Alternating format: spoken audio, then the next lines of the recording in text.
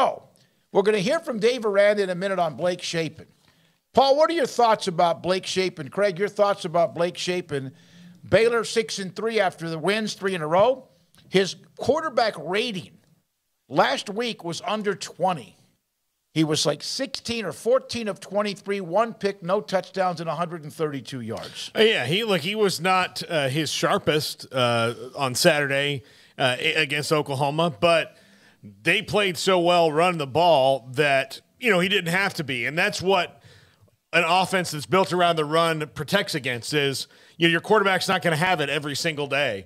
And he didn't really have it. He made some plays when he needed to. It wasn't his most glorious day. But, again, you play 12 of these things in the regular season, and you can't expect all 85 guys to be at their best every single time. And that's why you have, to have things in place to balance that out. They certainly had it on Saturday, but he's better than the last couple they've had when it comes to certain things about being in rhythm when it's passing the ball, being able to take over a game early and often passing the ball. So, look, it's still very early on in his starting career for Blake Shapen. I think overall, I think the grades are really good, but Saturday was not his best day, and they still won. Yeah, I think there's definitely, a lot of room for improvement. I think he's far from a finished product, but I think that there's undeniably a tremendous amount of arm talent. That was a talking point in regards to him really ever since his recruitment, being a baseball guy and, being a USC baseball commit at one point in time. But, a lot of talk about his arm. I think that confidence in his arm, like was sort of anticipated, can sometimes get him into trouble because he feels like he can make every throw whenever at least it feels that way at times, trying to fit it into a keyhole. And that doesn't always work very well because it gets deflected and picked off or just gets picked off in general. But that was kind of something that you just sort of came to terms with in coming to grips with the fact that he's going to be a starter. That's probably going to happen with him. Like that's just a byproduct of his style of play and what he does. And so long as he's not throwing like 3 interceptions a game, then you should be fine because you feel like other parts of your team can overcome the occasional turnover. So like last week, he throws a bad pick, trying to get Gavin Holmes over the middle on a play they've completed a lot. But you could tell Oklahoma watches film too. And, I don't know exactly. I don't know about you guys. I didn't see a good angle on the ESPN Plus broadcast, shocking. But I never really saw on that interception, where the ball was, or I thought was it dropped, deflected? I don't know. Or was it behind him? You couldn't tell based on the broadcast. So I don't know what happened there. I think that was Blake's fault though. But yeah, that's part of the deal. Is he's going to throw a pick from time to time. And, besides that, I think he's got a strong arm. I think that when it's crunch time, he's going to make good decisions for the most part. And I think he made some really key throws last week. And the stats didn't bear out how many crucial throws and completions he actually had. Could he have played better? Yes, but that was a game where they were really relying on the run game to kind of take care of business for them. So he didn't need to have 300 yards passing and 5 touchdowns. He just needed to have some chain movers, and when they needed him to get those, he got those, and he took care of the football when they needed it most. So could it be better? Yes. Could it be more dynamic? Yes. Could he have better numbers? Yes. But ultimately, he didn't hurt them, and he didn't help them a ton either. He just did his job, basically. Well, he had the 1 turnover, and that's going to happen. A quarterback, usually at least once a game, there's going to be something. You'd like it to be clean. The fumbles that really hurt them against West Virginia and almost did against Kansas that flipped that game. I just believe that back when the decision was made before or after spring drills that you would think or thought that maybe there would be more of not the Big 12 championship game. That was once-in-a-lifetime stuff, first half especially. But I just thought at times he would be able to be more efficient and then again productive. And then again, he had to wait for the young receivers to grow up, which then leads me to my question. Josh Cameron made some clutch catches. Hal Presley's now become involved. Monterey Baldwin was out again.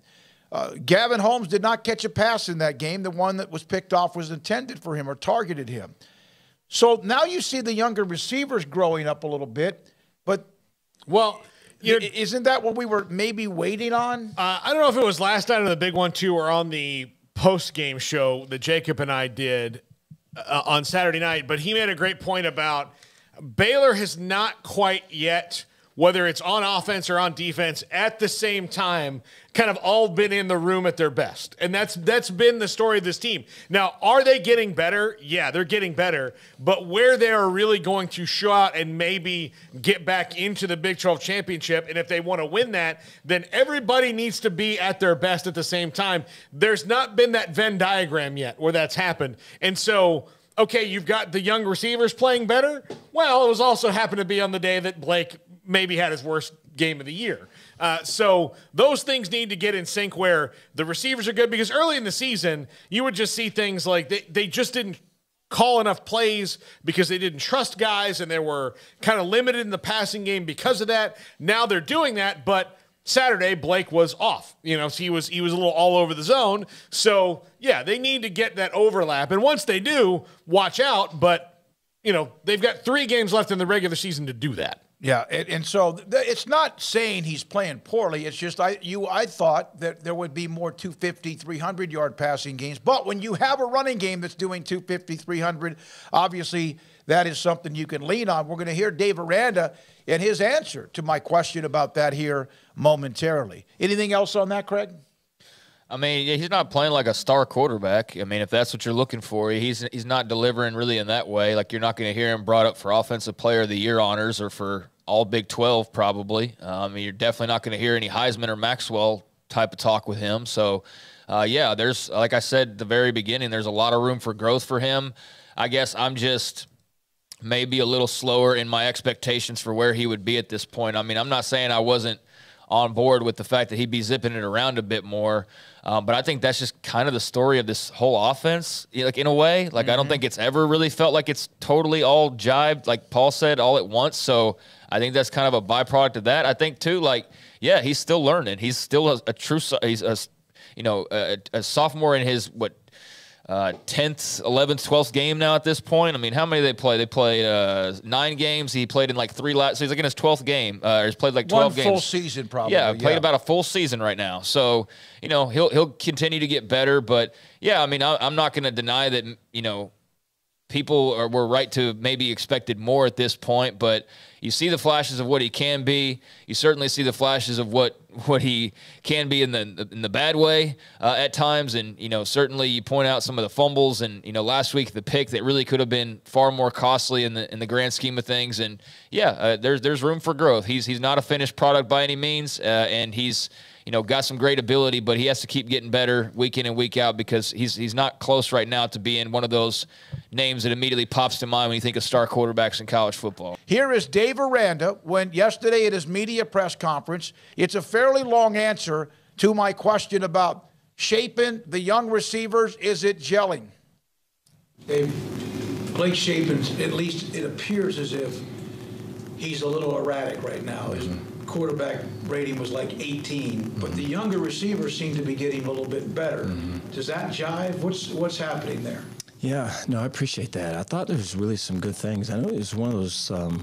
I think it was a unique game for Blake in terms of the stats. I thought, there was, I think, twice in the game where I think the ball was on our sideline both times, and Oklahoma brought corner pressure, and our back has that guy, and is supposed to scan from the star to the corner, and didn't pick him up, and back releases, and so no one has the corner, and he's coming scot-free, and Blake kind of feels it and moves up in the pocket with good footwork and keeps 2 hands on the ball, which I think, a couple games ago we were all in the midst of trying to get that done, and he keeps his eyes down the field and completes throws, and so like that was a step. That was a big area of growth. Really cool to see.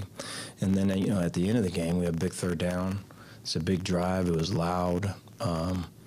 Pressure was coming, and Blake's able to move out of the pocket and get a sidearm throw and complete a huge 3rd down, which we needed.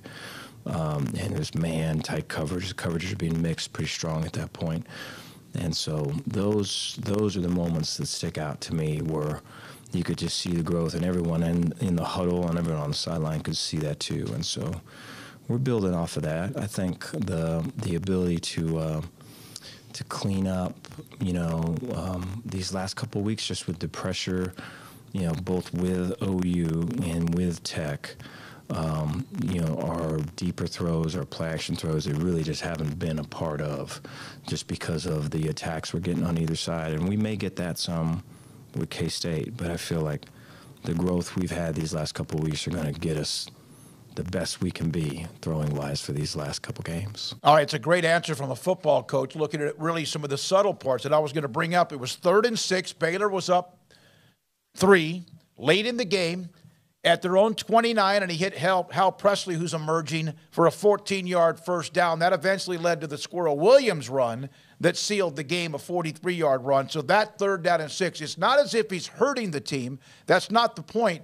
It's just you would think that there was a little bit more oomph, and maybe there's enough time in the season with the young receivers, perhaps whenever Baldwin is back, and Shapen getting better protecting the football, that he has one of those when they need him to go off. Well, and part of that is, you know, how many games have they had, you know, that Josh Cameron's just now emerged, and he's a bigger body guy who looks like he can be a bit of a train mover when it comes to, you know, it's 3rd and 7. You want to get like 13, 14, 15 yards and put a stamp on it, you know, throw a nice little post route to him. He can probably go do that. Hal Presley is starting to make some really tough, really nice catches, but they haven't had, you know, Monterey Baldwin, Hal Presley, Gavin Holmes, and Ben Sims, and not to mention Josh Cameron, who's now emerging, all there in the same game producing, right? They haven't done that. They haven't been able to do that.